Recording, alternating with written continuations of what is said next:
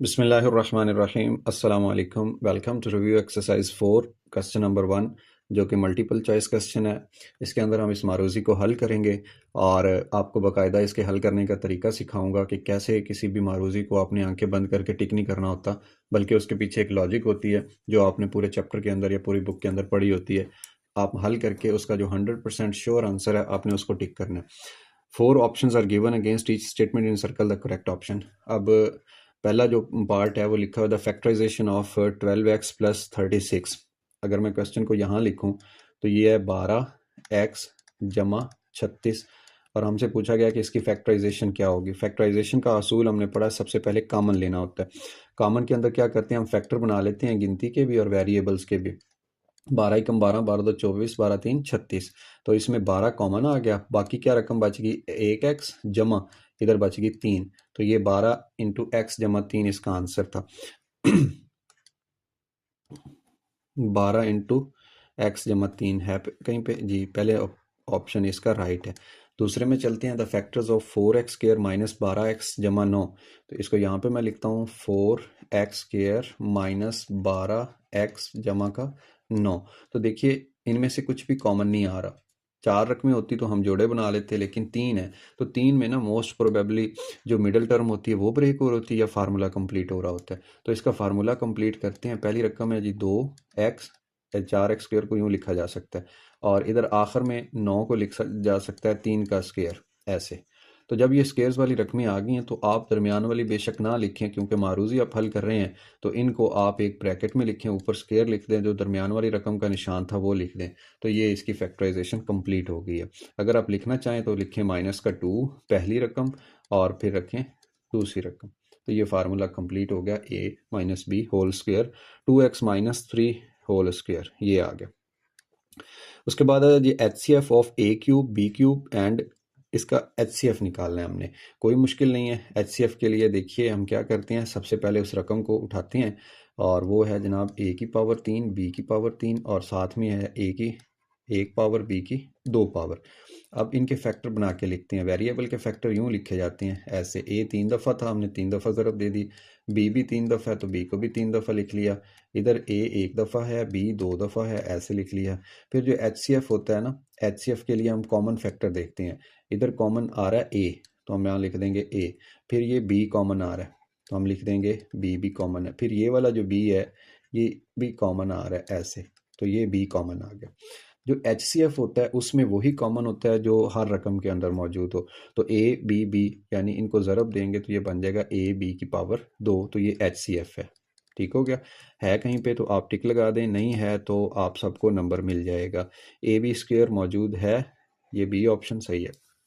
फिर उसके बाद चलते हैं जनाब फोर्थ में लिखा हुआ है एलसीएम ऑफ 16x स्क्वेयर। तो इसका एलसीएम मालूम करने के लिए आप प्रॉपर ऐसे इसको हल करेंगे। 16x स्क्वेयर है, फिर उसके बाद 4x है, फिर उसके बाद 30xy है। अच्छा, इसके लिए मैं आपको बता देता हूँ, इसके लिए हमें कॉमन भी चाहिए नॉन कॉमन भी चाहिए। एलसीएम के लिए कॉमन और नॉन कॉमन दोनों चाहिए होते हैं। 16 की फैक्टराइजेशन के लिए क्या करता हूँ मैं, ऐसे 16 को कर लूँगा हल। ये बनेगा 2 ज़रब 2 ज़रब 2 ज़रब 2, फिर उसके साथ x है, 2 पावर्स के साथ इसको 2 दफ़ा लिख लें तो ये x की फैक्टराइजेशन होगी। फिर 4x है तो 4 को लिख लें 2 ज़रब 2 और साथ में 1x है। 30 है, इसको लिख लें 2 ज़रब 3, ये 6 बन जाएगा। 6 को 5 से ज़रब दे दें 30। आप इस तरह से फैक्टराइज कर सकते हैं इसको। फिर साथ में x है और y है, ये आ गया। अब जो होता है ना एलसीएम, उसके अंदर जो दो रकमों में कॉमन आ रही हो वो भी कॉमन कंसीडर होती है। ये आप छोटी क्लासेस में सीख चुके होंगे। एचसीएफ के लिए सारी रकमों में कॉमन होना चाहिए जैसे ये है, और जो एलसीएम होता है उसमें दो रकमों वाला भी कॉमन कंसीडर होता है। तो अब कॉमन कौन सा है, कॉमन 2 है, फिर 2 है, उसके बाद ये वाला एक्स नज़र आ रहा है और ये एक्स कॉमन आ गया। फिर देख लें 2 इधर है, इधर भी नहीं, इधर भी नहीं, कॉमन नहीं आएगा। ये एक्स इधर है देखें और यहाँ पे भी है तो ये एक्स ऐसे कॉमन आ गया ऐसे। तो ये कॉमन वाला भी हमने लिख लिया। अब इसके साथ साथ जैसे मैं बता रहा हूँ कि एलसीएम के अंदर नॉन कॉमन भी आपने लिखना होता है और जो दो रकमों में हो वो कॉमन कंसीडर होता है। अच्छा जी, अच्छा, कह रहा है जी बॉर्डर बॉर्डर स्टार्ट हो गया है, आप यहाँ पे नहीं लिख सकते। तो हम नॉन कॉमन को थोड़े से फासले पे लिख देते हैं भाई। कौन कौन से नॉन कॉमन, ऊपर देखें ये 2 नॉन कॉमन है, 2 और ये 2। फिर नीचे देखें, इधर कोई नहीं रह गया, इधर 3 5 और y है, 3 5 और y।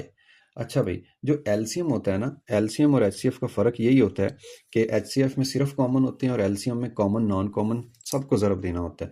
अब हम क्या करते हैं, कॉमन की अगर ज़रब दें तो ये 2 ज़रब 2 4, एक्स को एक्स से दें तो कॉमन की ज़रब बन गई 4x स्क्वायर। और साथ में जो वाइट कलर में हमारे पास हैं, इनको मैं वाइट कलर में ही ज़रब दे देता हूँ। ये क्या है, 2 ज़रब 2 4, 4 ज़रब 3 12, 12 5 60।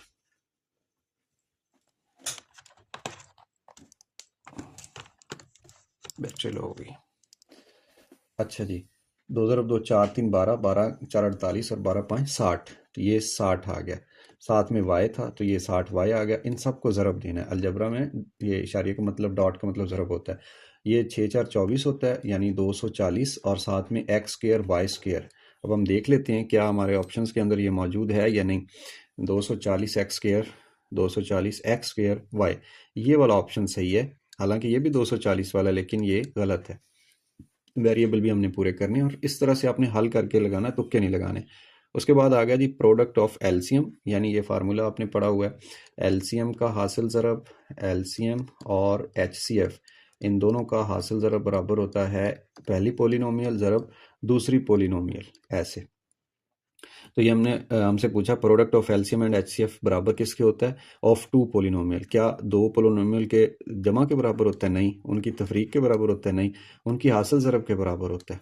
ये देखिए आपके सामने मैंने लिख दिया, इसको ऐसे क्रॉस लगा लें, या अलजबरा में डॉट भी ज़रब का काम करता है।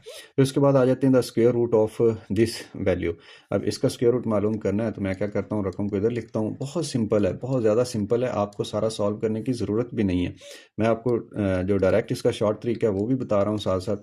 आप यूँ लिख लें x की पावर 2 और 9 को लिख लें 3 की पावर 2। अब आपको रकम मिल गई है तो बस आप इसको उठाएं, ऐसे लिख दें होल स्क्वायर, और जो दरमियान वाली रकम का साइन था, निशान, वो साथ लगा दें, जो कि माइनस था।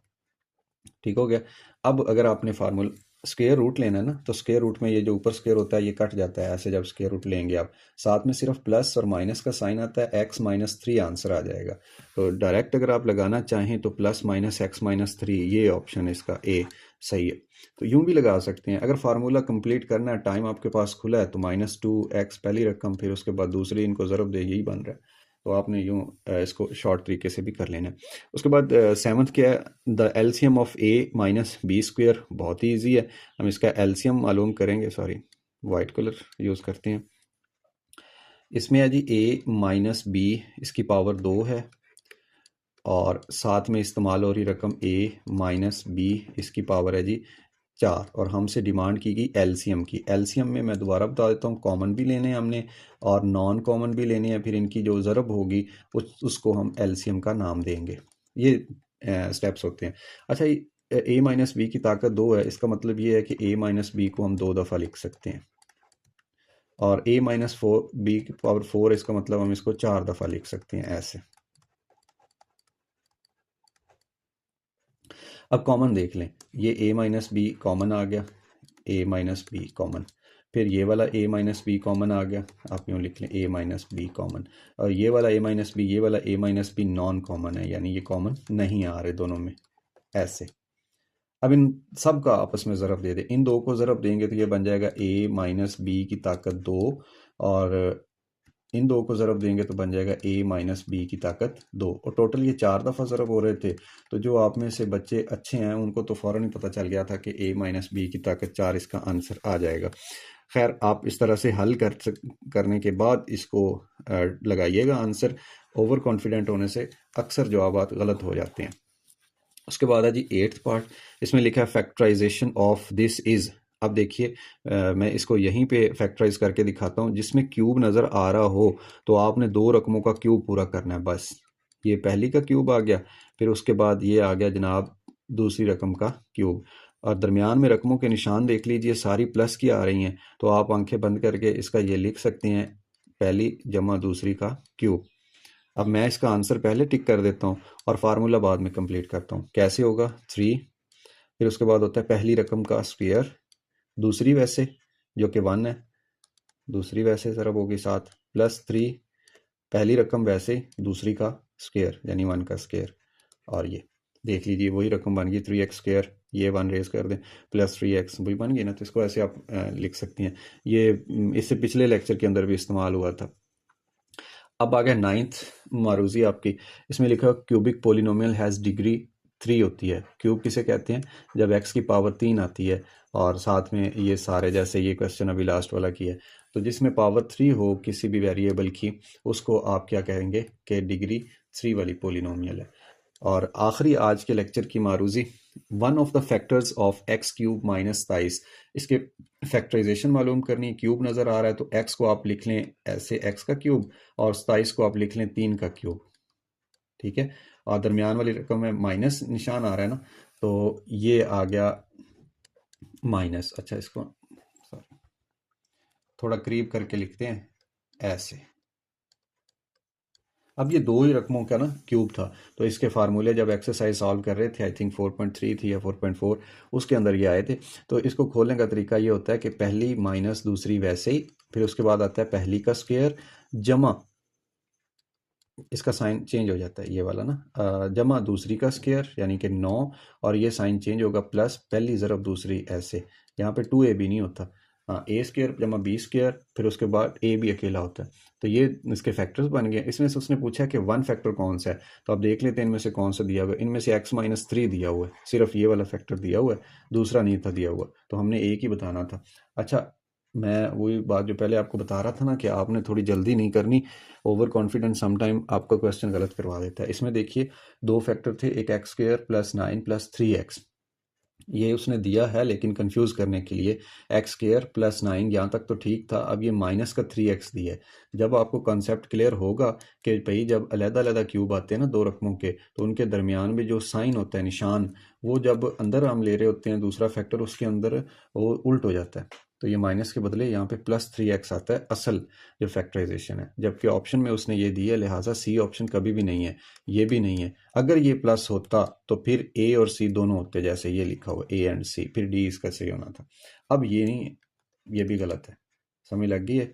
चलें, इसके साथ ही हमारा ये जो क्वेश्चन है, क्वेश्चन नंबर 1 जो कि MCQs मारूजी से मुतालिक था, हमने इसको हल किया। अगर आपको इसमें से कोई प्रॉब्लम हो तो आप डेफिनेटली कमेंट सेक्शन में मुझसे पूछ सकते हैं। अपना ख्याल रखिए, चैनल का ख्याल रखिए, सब्सक्राइब भी कीजिए, लाइक शेयर भी कीजिए, और दुआ में भी याद रखिए। अल्लाह हाफिज़।